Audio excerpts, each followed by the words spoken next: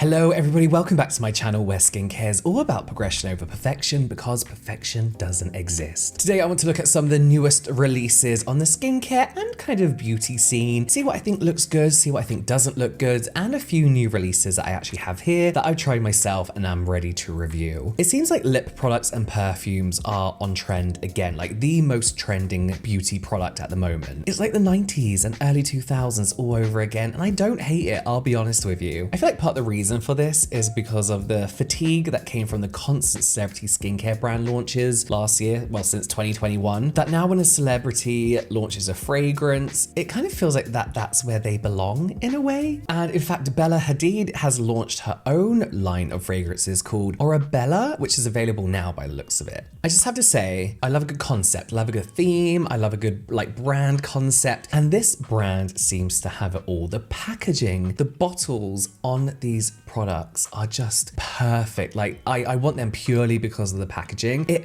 plays into this whole like fantasy kind of world they've created around this. Well, that's the vibe I'm getting around this brand. You know, everything from the names to the campaign to the name of the fragrances all makes me feel like I'm part of this world that they've created. So the fragrances come in 3 different scents so far, but there is something slightly different about them, which I'll explain in a minute. But available at the moment is Window to Soul, which has a rose and kind of like floral scent to it, but jasmine, hint of lemon, and tonka bean apparently makes you feel beautiful and happy, they say. Salted Muse, which is pink peppercorn and sea salt, lavender oil, olive oil, and amber. And then Blooming Fire, which is Tahitian monoi flower, patchouli, and bergamot, which sounds like something I would love. So the fragrances are free of alcohol and you have to shake them to activate. It's like this bi-phase formula that one half of it is fragrance and the second half of it is actually considered skincare. They say our proprietary blend consists of hydrating snow mushroom and a moisturizing 5-oil blend of camellia, almond, olive,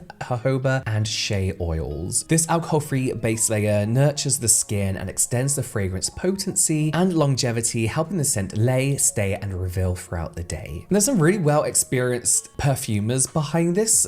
So we have Jerome Epinetti, who's behind Sol de Janeiro fragrances, Byredo, and Tiffany & Co, as well as Clement Gavary, who created Black Violet for Tom Ford, and Cloud, which is Ariana Grande's fragrance. I'm super interested in this brand. Honestly, Blooming Fire does actually sound like the only fragrance I would like out of the selection so far. But what they do have, it sounds like they have a really nice even spread of what people might like. And it feels genuine. It doesn't feel like Bella Hadid has just smacked her face on a brand and posed with a few bottles. It feels like she was heavily involved. But as I mentioned, this whole fantasy world, I love it. Everything from the font, the logo, the concept, I get it. And I want to be part of that world, you know? Of course, we can't speak about new fragrance launches without mentioning Charlotte Tilbury's launch. I presume these are going to be good, fine to good, because Charlotte Tilbury has the money, they have the budget to create great things. I do not like Charlotte Tilbury skincare products, but I understand why they are liked. The theme of the fragrance is like a library of emotions, and you spray, I guess, whatever you want to feel that day, whatever kind of like emotions you're feeling or want to feel, I think is more the point, which I kind of think is the whole point of fragrance anyway, no? In typical Charlotte Tilbury fashion, they've kind of like over exaggerated like how amazing these products are. You know, it's the first of its kind, it's revolutionary, it's gonna change your fucking life, these are incredible. The kind of language they use around their products, kind of old fashioned, kind of a bit panto, you know? Then they go on to kind of explain that, you know, they managed to hack your brain with their fragrances because they're talking to numerologists, color theorists, symbologists, and they say that they've added these frequencies of energy into their bottles, which is giving me that SPF water all over again. The fragrances are called More Sex, Love Frequency, Joyphoria, Magic Energy, Calm Bliss, Cosmetic Power. It's giving a little bit Claire's, I'll be honest with you. But listen, typical Charlotte Tilbury, it's all about a show. I'm into it. I want to watch it. I'll get the sample set for sure. I'm pretty sure that they've managed to make some amazing fragrances here. They're already out, so do let me know if you try them and what you think about them. Let's talk about lip products. So Laneige have even more lip glowy balm flavors now. Didn't they just launch 2 like a few months ago?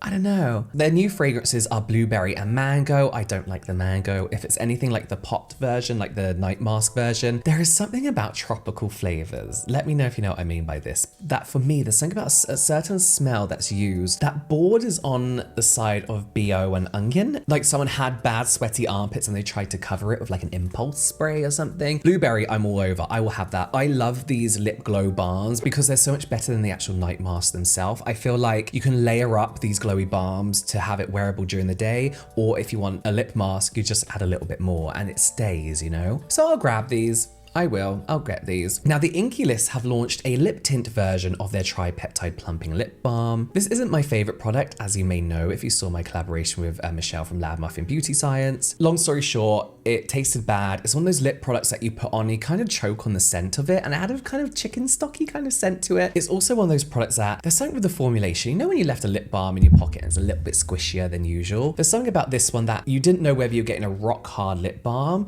or a really liquidy lip balm. Like if it was in your pocket for a couple minutes, it would melt down to the point where it was unusable. They also say that the plumping is purely from like the tripeptides, and yes, whilst over time this may help, there is a sneaky lip irritant in there that is mainly used in those lip plumping products where you can feel that plumping burn. Felt that was a little bit misleading, their advertising, and they didn't disclose that, which I felt was a little bit sneaky. But these colors are really nice. They aren't really anything new because every brand is kind of launching these same kind of 4 shades, but what I will say, there's something about like the richness of these colors that look nicer. There's something about the swatches that do look a lot nicer. Like that pink shade looks so nice for some reason compared to other shades that that I've seen like that. I do wish they had a little bit of flavor to them, even like a mint just to cover up that weird taste, but there doesn't seem to be any. I will pass for now. Like even just a minty flavor would be decent. Glow Recipe have a new sunscreen in the form of a sunscreen stick. Did you realize that other sunscreen is like, it's been missing? Like it's been out of stock for the longest time, I think. In Glow Recipe fashion, it's been quietly discontinued. To be confirmed. To be honest, I kind of forgot about it anyway. But anyway, they've launched this new sun stick that's kind of part of their Watermelon Dewy Glow kind of range. It's called the Watermelon Glow Niacinamide Dew Balm SPF 45. Listen, keep bringing out the Niacinamide Dew products. We love them. They say this hydrating balm contains broad spectrum SPF 45 and is rated PA3+ to shield against UVA and UVB rays while helping to even tone and prevent hyperpigmentation. The translucent, non-comedogenic formula leaves skin with a dewy glow, never greasy, perfect for everyday protection and on-the-go reapplication. This looks nice. This looks nice. I want it. I really want this to be...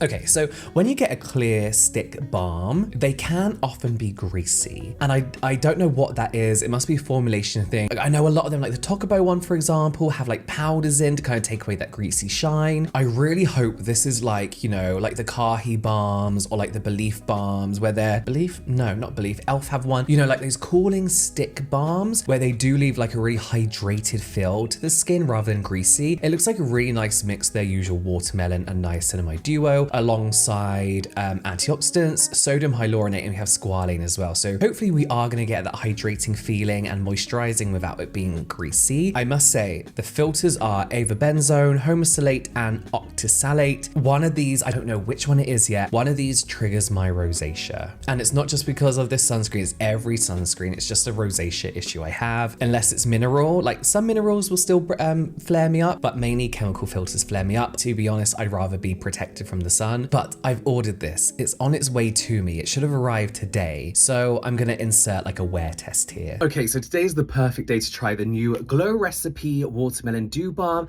SPF 30 with niacinamide. I probably told you all about already, but I'm away at the moment and I'm gonna be outside most of the day. So I am using this as my reapplication sunscreen, although 4 to 5 passes of a sunscreen stick is usually sufficient enough as your main sunscreen. So give it a go. I'm nervous because these kind of clear sunscreen sticks are usually a little bit greasy. It smells like a lesser watermelon-y version of their watermelon. Now, my skin is struggling a little bit because whenever the sun does come out, it means I have to start reapplying sunscreens and my skin hates it. So glide it on very, very nicely.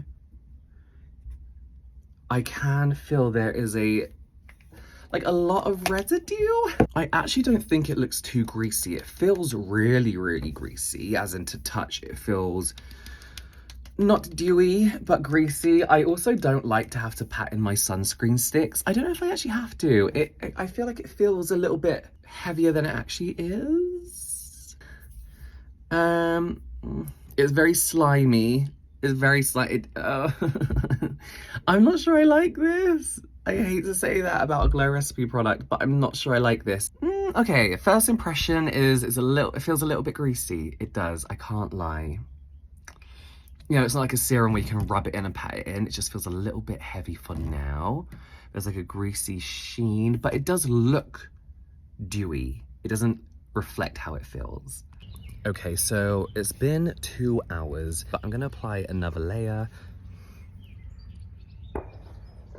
Has a very slight cooling sensation to it, but you know what? It's not stinging my eyes, it's not stinging my skin. What I will say though is I slept with the air conditioning and a fan on last night because it was really hot here, and I woke up with very, very dry skin, very tight feeling, and even after my shower, I did a sheet mask, I moisturized, I used a very hydrating serum.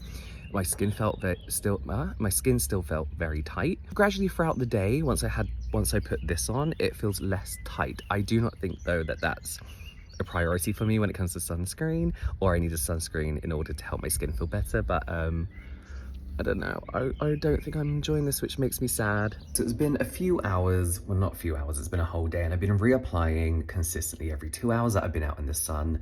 It's not for me. It's so oily for me. It's greasy for me. Every time I apply it, I feel like I have to rub it in, which is not what I want with a sunscreen stick. I may as well just use a normal sunscreen if I'm going to have to rub every time I apply it. It doesn't sting my eyes. My rosacea hasn't flared up. It's just a very oily looking product, unfortunately.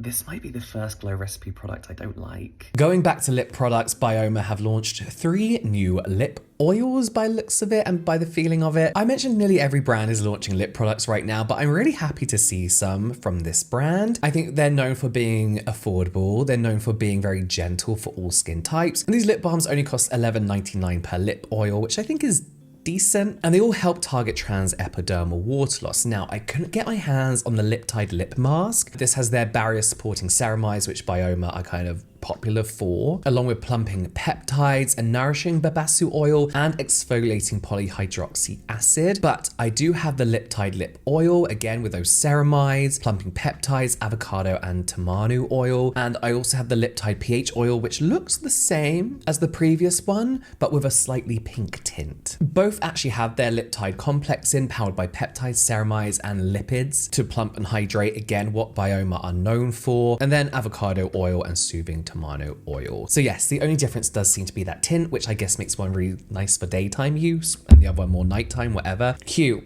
really cute. Love their packaging. I like how they can all like stack together really easily.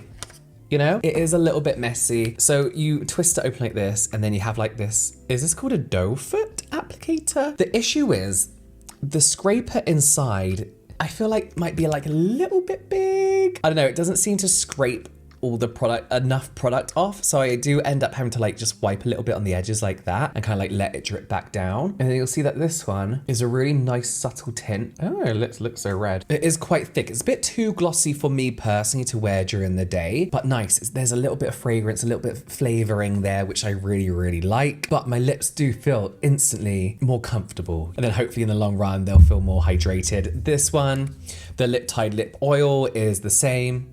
Same flavor, same scent, but again, a little bit more on the glossy side. It's a lip oil, like what do you expect, right? In that typical like gel type texture. What do these remind me of? God, I forgot the name of the brand. I'll put them here. Very similar feeling to their lip oils. Oh shit, what are they called? In Beauty Project. Very similar to them. But yes, really, really nice for the evening. Like the vast majority of lip balms nowadays, lip masks or lip oils, I wake up with nice, smooth lips. Anything special? Not really. Like, not that they're worse than anything I've ever used. They're not better than anything I use, but I do see myself possibly reaching for these more, purely because of those added ceramides, peptides, and lipids. So there we go. Let me know if you're going to purchase any of these products, if you like the look of any of them. It's been a long time since the Inkey-List Tripeptide lip launch, so I'd love to know if any of you have been using it for as long as it's been launched and how you've been finding it. Let me know in the comments down below, and I'll see you next time.